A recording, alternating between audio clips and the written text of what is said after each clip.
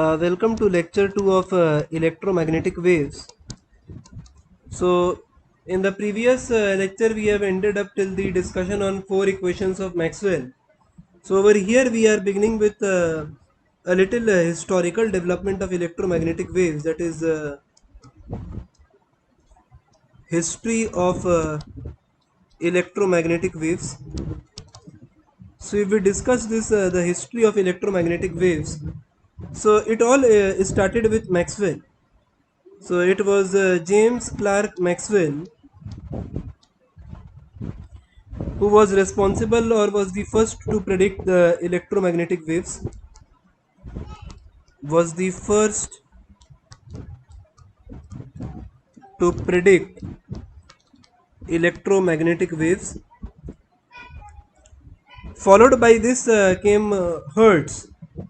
So we will be studying Hertz experiment. So Hertz produced and detected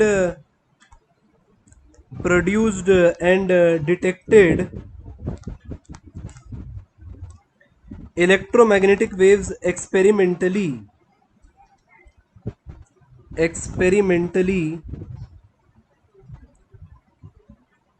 at wavelength of 6 meter, at wavelength of 6 meter.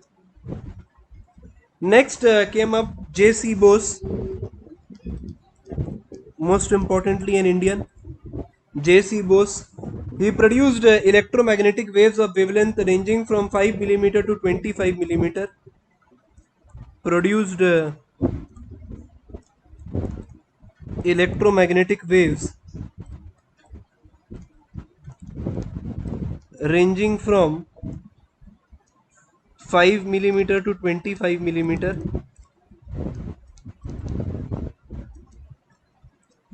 And then came Marconi. So he successfully transmitted the electromagnetic waves up to few kilometers. He ended up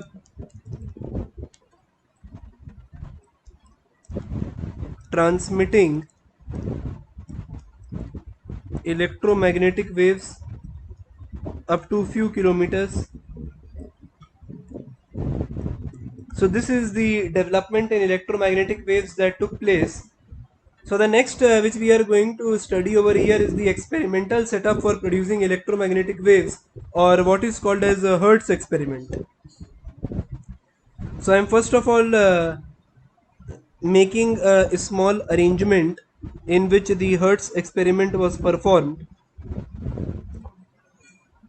So Hertz experiment is based on the fact or the idea that a oscillating charge is accelerating continuously, then it will radiate electromagnetic waves. So it is based on the idea that if oscillating charge is accelerating continuously, then it will produce electromagnetic waves.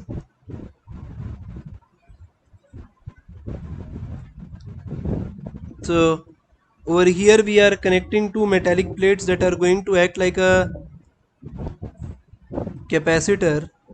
In fact, from these two plates we are hanging out two small spheres which are very close to each other,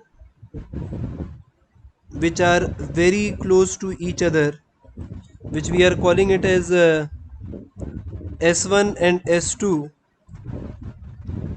And over here we are fixing a receiver, S1 dash and S2 dash. This will act like a receiver, S1 dash and S2 dash. So basically the idea is to create a dielectric breakdown of air.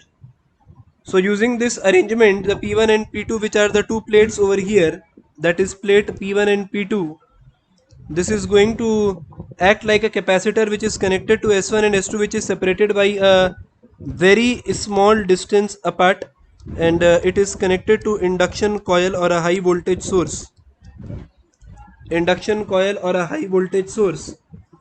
So the next thing which we say over here is that over here a dielectric breakdown of air will be created. Dielectric breakdown of air will be done. And the next thing which I stated initially was it is based on the fact, this is a Hertz experiment,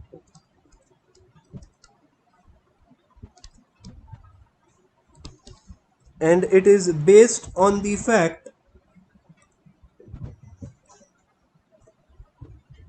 based on the fact that an oscillating charge, that an oscillating charge accelerating continuously, accelerating continuously will radiate electromagnetic waves, will radiate electromagnetic waves. So when a high voltage is applied across the metallic plates which are acting like a capacitor, so these plates will get discharged by sparking across the narrow gap, that is as I stated, the dielectric breakdown of the air will break. So breakdown, dielectric breakdown of air will break, and the spark will give rise to oscillation which in turn will send out electromagnetic waves. So I am repeating one more time, when a high voltage is applied across the metallic plates, so these plates will get discharged by sparking across the narrow gap.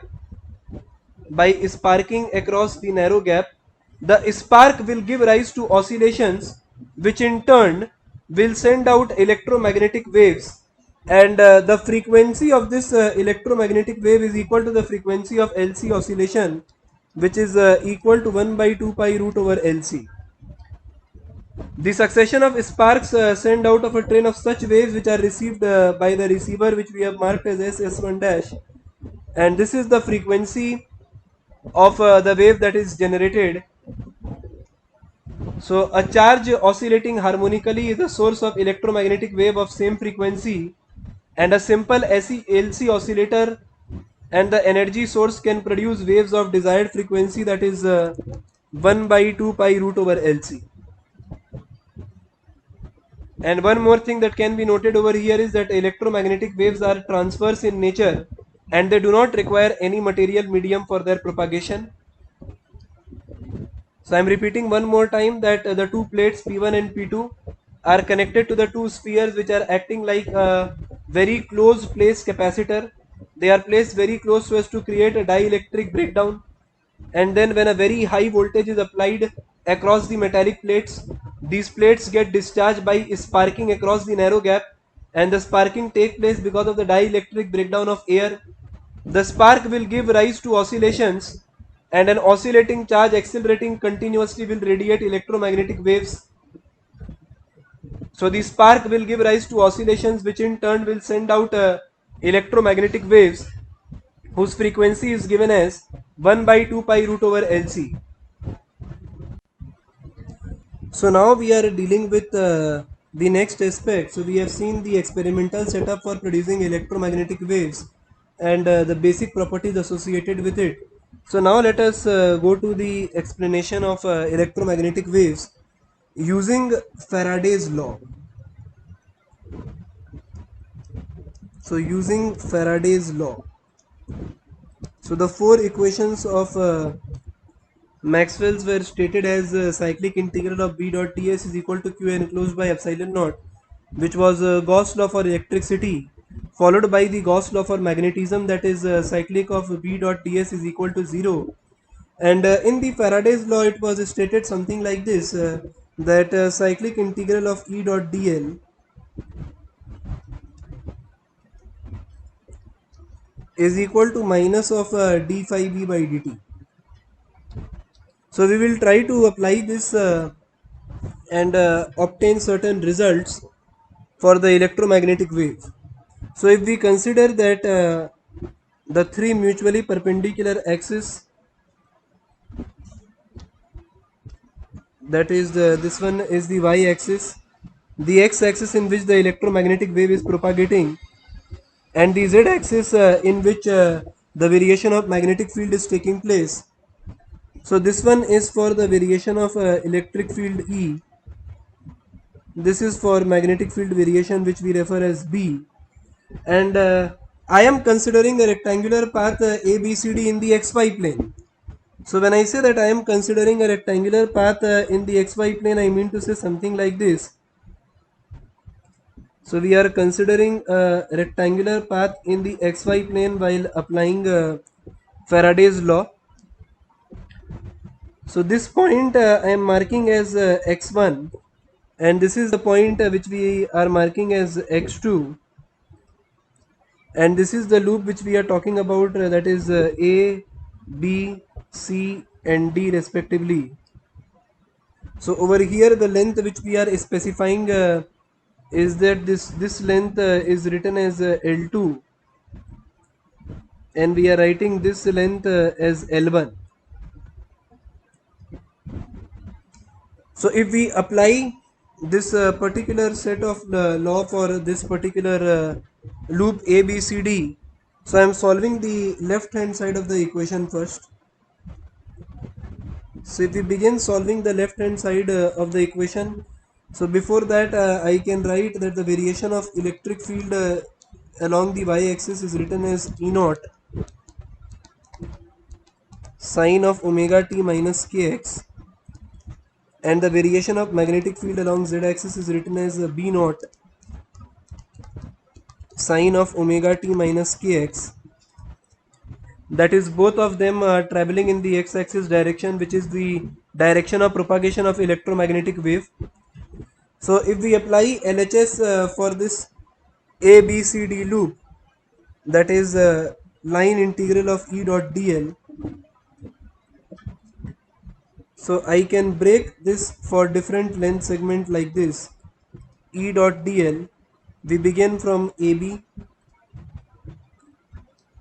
then next we write E dot dl for B to C, then next we write E dot dl from C to D, and then next we write E dot dl from D to A. So if we look at this particular aspect over here, so I say that for A to B and C to D, the value of E dot dl will be 0, since E is perpendicular to the length L2. So since it is perpendicular to the length L2, so for the length segment AB and CD, the E is perpendicular to both of it, and hence the value will cancel or will become equal to 0. Now for the part B to C and for D to A, so I say that in B to C, the direction of electric field and the length are in the same direction. So the value will be positive, and over here the electric field and the length segment, that is D to A, is in the opposite direction. So the value will be negative. And hence I can say that the cyclic integral of E dot dl for B to C will be positive, and the value of E is at x2 into L, and for D to A it is negative, that is E at x1 into L. Now E at x2 and E at x1 can be obtained by putting the value of E in this particular expression, that is Ey is equal to E naught sine omega t minus kx.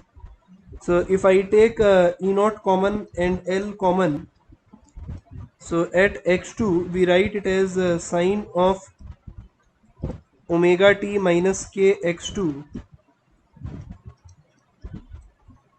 minus of sine of omega t minus k x1. So this is the left hand side of the expression that we obtain E dot dl. This is the left hand side of the expression which we have obtained by applying Faraday's law or E dot dl in the loop ABCD. Now we come to the right hand side of the expression. So if we come to the right hand side of the expression,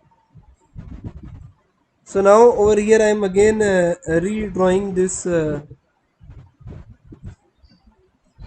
particular axis. This one is x, this one is y, and this one is z. Now the variation of magnetic field is towards the z-axis direction, that is B is directed in this direction, and we are asked for the calculation of the rate of change of flux, and this is the loop which we are talking about, A, B, C, D. So at a distance x,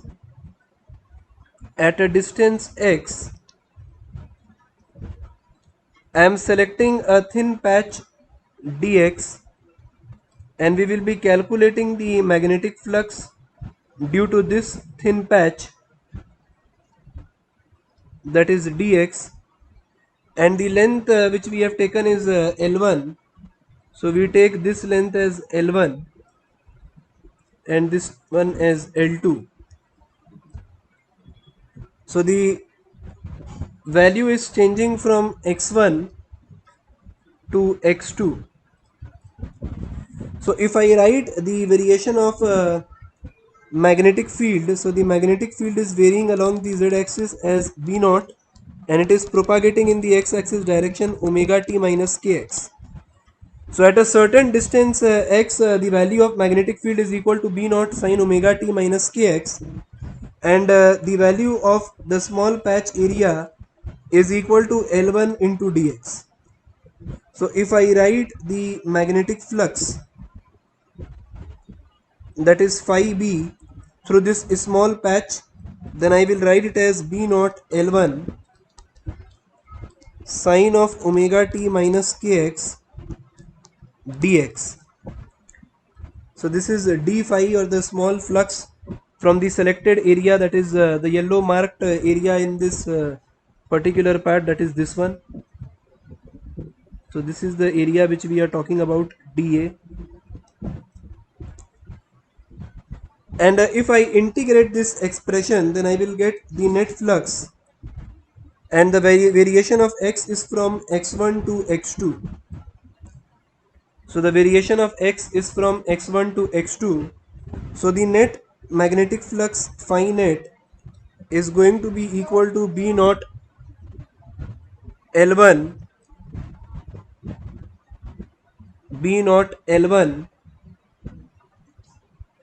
and we are left with integration of sine omega t minus kx dx from x1 to x2. So we have an expression like this, and since we are integrating with respect to x, so the integration of sine will turn out to be minus cos, and we will divide the expression by k. So we divide the expression by minus k, and this turn out to be minus cos omega t minus kx. The limit is from x2 to x1. So if we put the value over here, we get B naught L1 by minus k minus cos omega t minus k x2 plus cos omega t minus k x1. So in order to calculate the entire value of the right hand side, that is we are calculating minus d phi b by dt. So I need to differentiate this expression with respect to time, and we put a negative sign also. So d phi b by dt. So if I differentiate this expression with respect to time, so I will get the term of omega outside, and the derivative of cos will turn out to be minus sign, and hence the expression can be written as B naught L1 upon k, that is we have adjusted this negative sign. So derivative of cos is minus sign, so this value of will become positive sine of omega t minus k x2, and omega will come out, and minus of sine omega t minus k x1, and again omega will come out, which we have already taken common. So this is going to be the right hand side for the expression which we have calculated. So the left hand side of the expression is this one, that is E naught L sine omega t minus k x2 minus sine omega t minus k x1. That is, this is the left hand side for the expression, and this one is the right hand side of the expression, that is minus d phi by dt is written in this sense. So now over here we have already stated in the lecture 1 that the speed is equal to coefficient of time upon coefficient of x. So if this is the speed of a electromagnetic wave, that is c, so I can substitute this omega by k over here as c. And if I equate the left hand side and the right hand side of the expression, so we will attain something like this. So the value can be written over here as that E naught is equal to C B naught.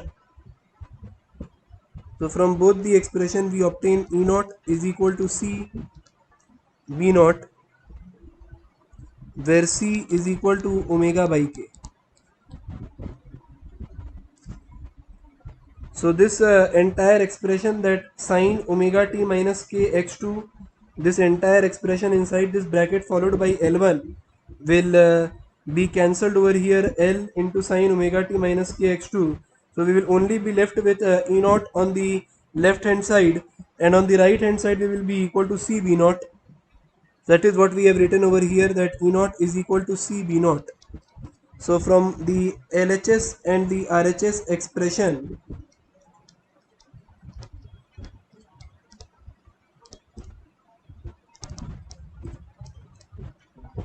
from the Faraday's law,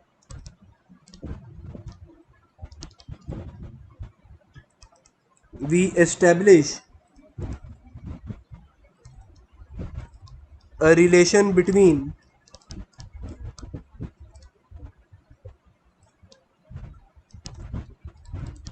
the E and B which are mutually perpendicular to each other.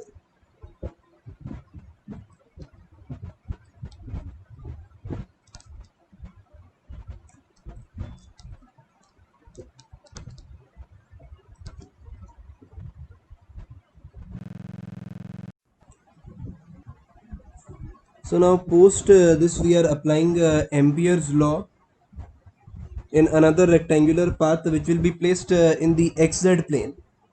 So if we consider such a path over here, so we are applying Ampere's law.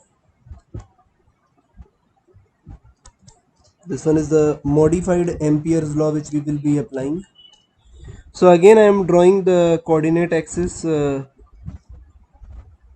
So this is my x-axis, y-axis, and this is z-axis.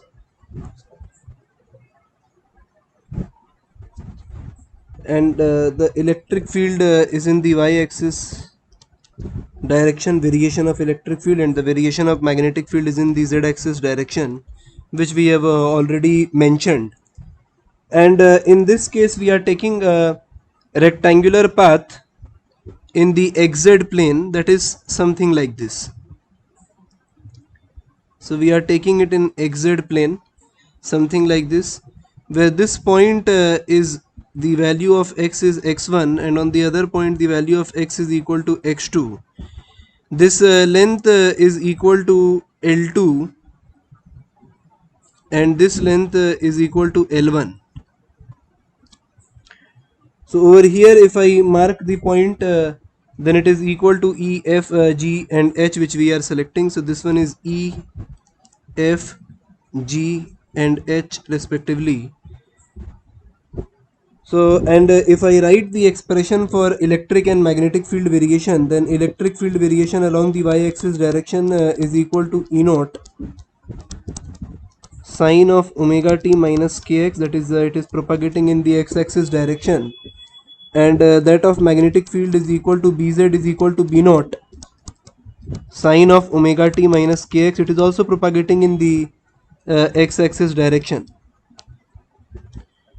So if I go with the modified Ampere's circuital law, which we are stating over here in this manner, that is the Ampere-Circuital law, which is the modified Ampere-Circuital law, the fourth equation of Maxwell is B dot dl is equal to mu naught I plus mu naught epsilon naught of d phi E by dt,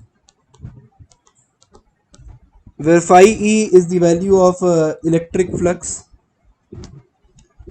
So for this particular part, we are first of all solving the left hand side of the equation. That is, we are calculating the cyclic integral of B dot dl for the path EFGH. So if we are applying it for the path EFGH, so we are beginning like this, that we are breaking it into the four segments.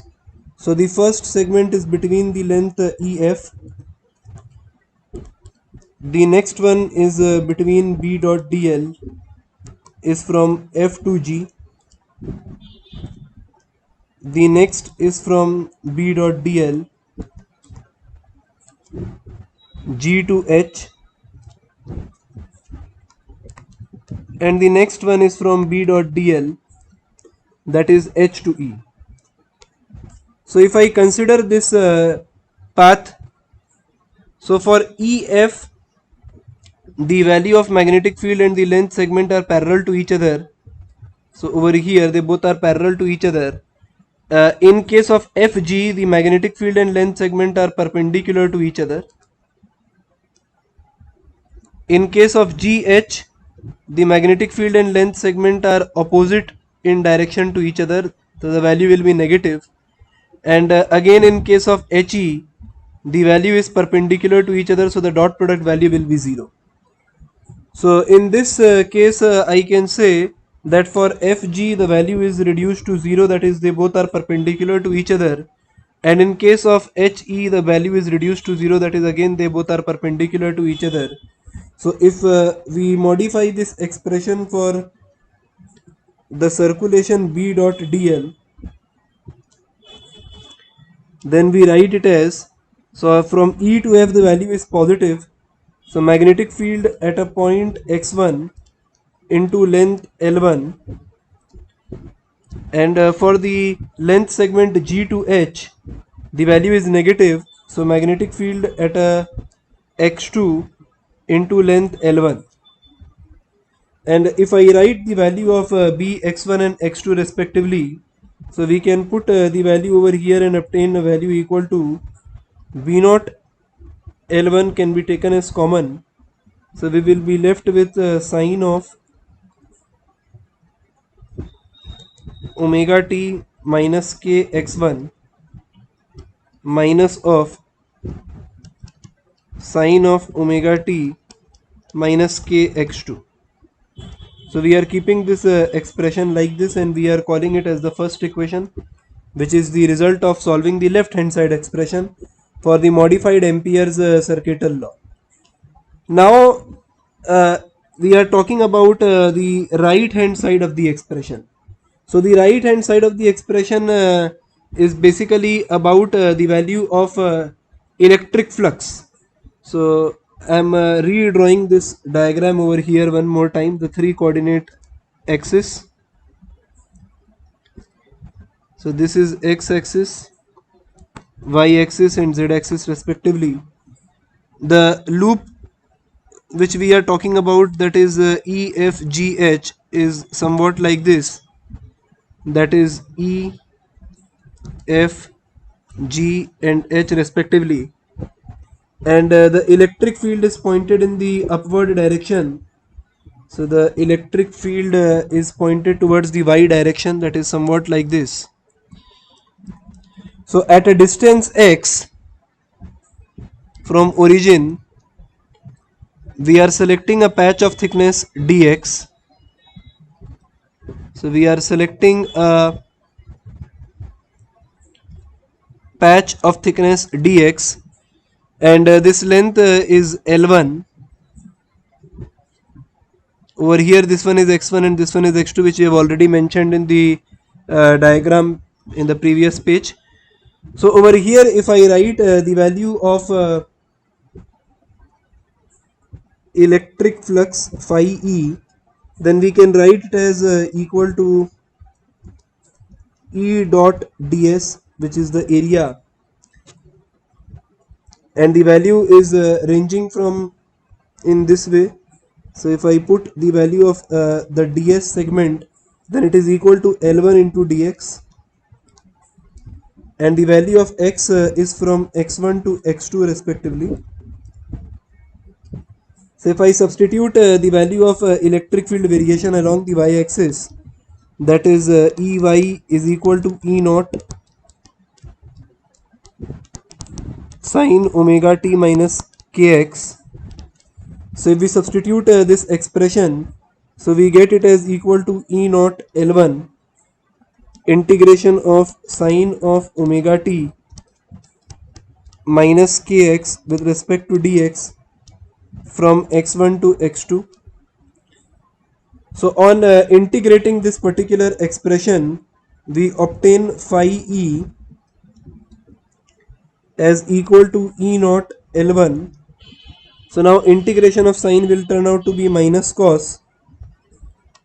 So minus cos of omega t minus kx, and since it is with respect to x, so we divide by minus k over here, and the ranging is from x1 to x2.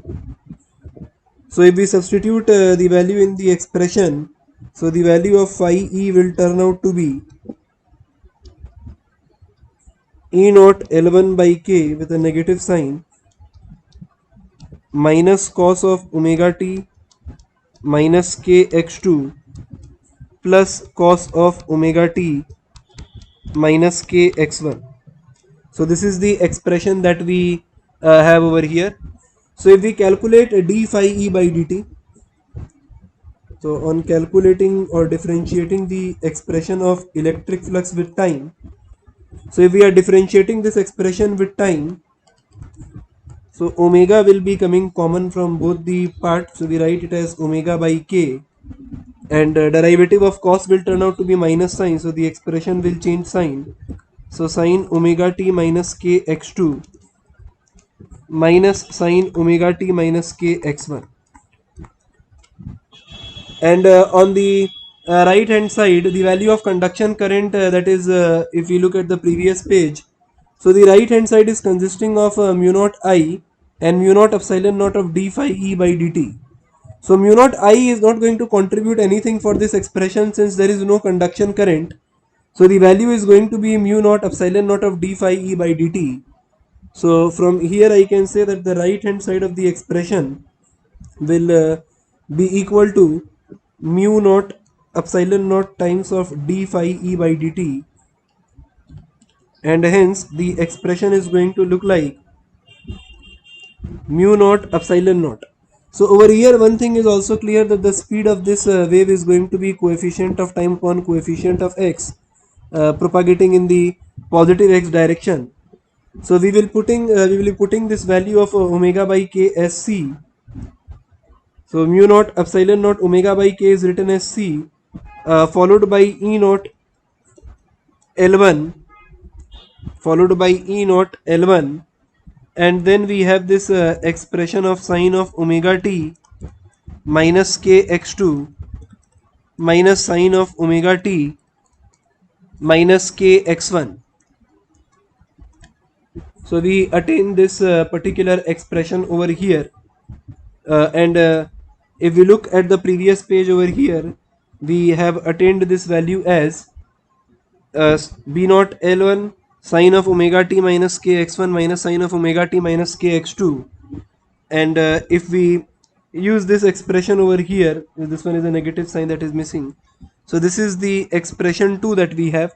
So if I equate the left hand side and right hand side for the expression, so I can write in the next page in a way like this, that for vacuum